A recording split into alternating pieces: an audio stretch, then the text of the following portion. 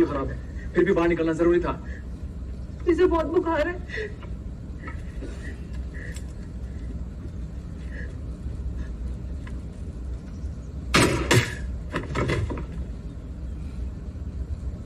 नमस्कार दर्शकों, मैं आपके साथ संदीप कोइवाल। आप देख रहे हैं राही न्यूज़। जैसे कि आपको पता है कि हरिद्वार जो जिला है उत्तराखंड का एक धार्मिक स्थल है, और इसी धार्मिक स्थल जो हरिद्वार जिले में एक छोटा सा शहर आता है रुड़की, जिसे शिक्षा नगरी बोला जाता है। इस शिक्षा नगरी में बहुत सारे बच्चों ने अपना रुड़की का ही नहीं बल्कि पूरे उत्तराखंड का और पूरे देश का भी नाम रोशन किया है। कई लोग यहाँ से क्रिकेट में भी गए हैं, जैसे ऋषभ पंत जैसे युवा आज पूरे विश्व में क्रिकेट में अपना नाम कमा रहे हैं। वहीं पे ऋषभ चौहान जैसे जो फिल्म इंडस्ट्री में चले गए हैं, और कई ऐसे लोग, लड़के हैं, ऐसी लड़कियां हैं, ऐसे प्रतिभाशाली हमारे रुड़की शहर के बच्चे हैं जो कि आज हमारे रुड़की का ही नहीं बल्कि पूरे उत्तराखंड का नाम रोशन कर रहे हैं। इसी के साथ आज हम आपको मिलवाने जा रहे हैं शुभम शर्मा जी से, जो कि अभी आपने देखी होगी कश्मीर मिशन कश्मीर फाइल, जिसने अपना धमाल मचाया हुआ है। पूरे हिंदुस्तान में ही नहीं बल्कि विदेशों तक कश्मीर फाइल जो मूवी है उसकी तारीफ हो रही है। और कश्मीर फाइल आपको ये भी बता देते हैं कि कश्मीरी पंडितों के जो साथ उत्पीड़न हुआ है और कश्मीर पंडितों को कश्मीर घाटी से निकाल कर भगाया गया है, उस पर आधारित है। तो हम आपको मिलवाते हैं शुभम शर्मा जी से, जानते हैं कि मिशन कश्मीर फाइल करके उनको कैसा लगा। नमस्कार शुभम जी, सबसे पहले तो हम राही न्यूज़ की तरफ से आपको बधाई देते हैं कि मिशन कश्मीर फाइल में आपने रोल किया है, और आशा करते हैं कि अभी तो आप बैकग्राउंड में आए हैं लेकिन लीड रोल में भी जल्दी से जल्दी आए। तो शुभम जी, सबसे पहले तो हम जानना चाहेंगे आपके व्यक्तित्व के बारे में कि आपने जो फिल्म लाइन शुरू की है किस तरीके से की है। सबसे पहले तो मैं आपके इस न्यूज़ चैनल राही न्यूज़ का दिल से शुक्रिया अदा करना चाहता हूँ कि आपकी ओर से मुझे इतना मेरा उत्साहवर्धन किया जा रहा है। So thank you so much for that. आपका सवाल है कि मेरी इस लाइन में करियर कैसे बना, तो मैं बताना चाहता हूँ कि बचपन से ही मेरा फिल्म में और अभिनय के क्षेत्र में एक बड़ा रुझान रहा है। मैं बचपन से ही चाहता था कि मैं ऐसा कुछ करूँ, लेकिन समय के साथ चीज़ें बदलती रही।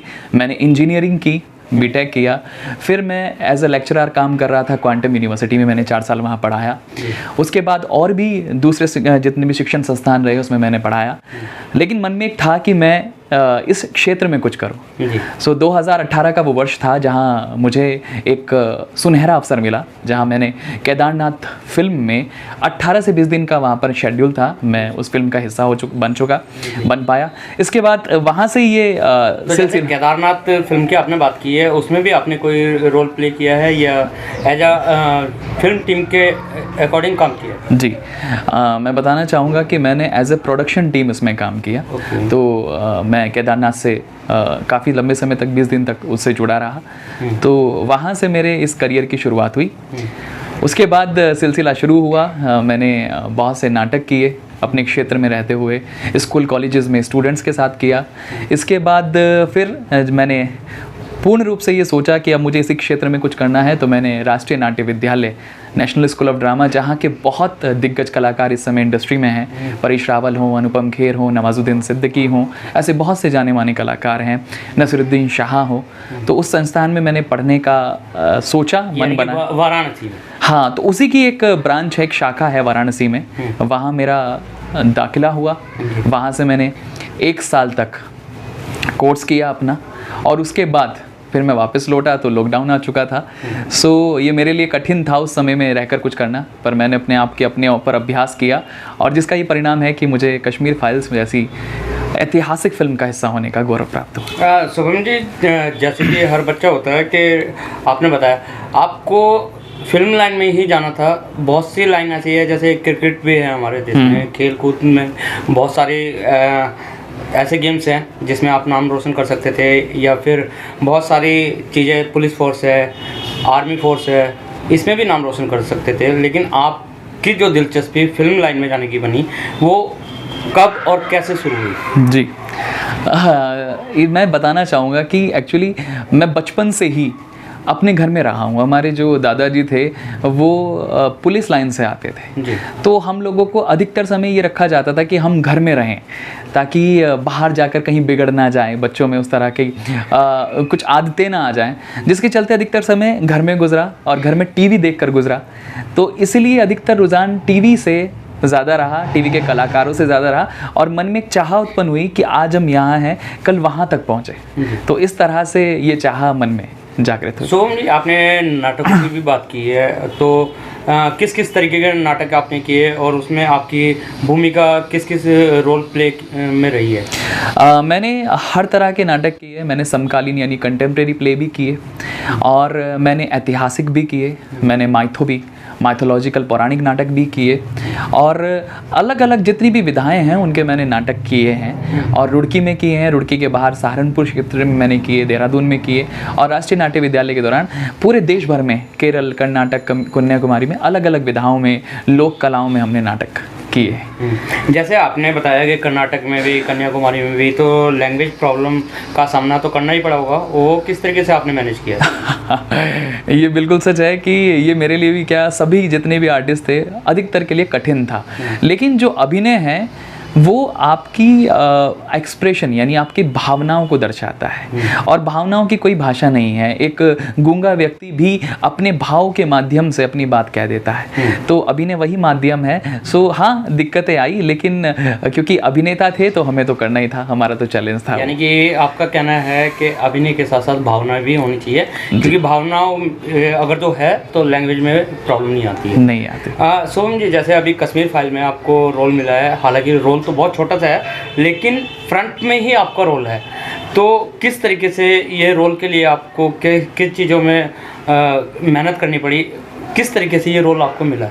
जी, देखिए, जिस तरह एक जो संगीतकार है, एक गायक है, एक डांसर है, एक नृतक है, वो अपना रियाज़ करता है, ऐसे अभिनेता को भी रियाज़ करना होता है। और जब आपको मौका मिलता है अपनी प्रतिभा दिखाने का, तो वहाँ आप अपनी प्रतिभा दिखाते हैं। तो मेरे लिए कश्मीर फाइल्स भी एक ऐसा ही मंच था। मैंने कभी सोचा नहीं था कि ये इतनी बड़ी ऐतिहासिक फिल्म होगी, और यहाँ पर किया हुआ एक छोटा सा किरदार भी एक बहुत बड़ा ऐतिहासिक किरदार और अमर किरदार हो जाएगा। सो शुरुआत में मैंने ऑडिशन दिया, और उसकी प्रोसेस हुई। उस प्रोसेस के चलते चलते चलते फिर शूट का वो दिन आया जहाँ पे मैं शूट करना था। फिर उस दौरान हम लोग यहाँ से, जहाँ पर हमारा शूट हो रहा था, उस लोकेशन पर गए। फिर रियाज़ हुआ। विवेक रंजन अग्निहोत्री जी डायरेक्ट कर रहे थे, पल्लवी जोशी जी वहाँ पर मौजूद थी, मेरी NST की सीनियर हैं भाषा जी, जो इसमें शारदा पंडित का किरदार कर रही हैं, वो वहाँ पर मौजूद थी। तो सबके सामने ये उनकी अंडर ऑब्जर्वेशन, उनके गाइडेंस में किया, और सब ने बहुत सराहा इस काम को, इस किरदार को। तो उसके लिए भी मैं शुक्रगुजार हूँ उन सबका। यानी कि ऑडिशन दिया और आप सिलेक्ट हो गए। जी जी जी। सोहम जी, एक बात और जानना चाहेंगे कि बचपन से ही, जैसे कि आपने बताया ही है कि आपकी दिलचस्पी रही कि मैं कलाकार बनूं, तो इस सब पूरा जो उतार चढ़ाव आते हैं, उसमें आपके जो मम्मी पापा हैं उनका कितना योगदान रहा है? आपके रिलेटिव हैं, आपके ब्रदर एंड सिस्टर हैं, उनका कितना आपके साथ योगदान रहा है?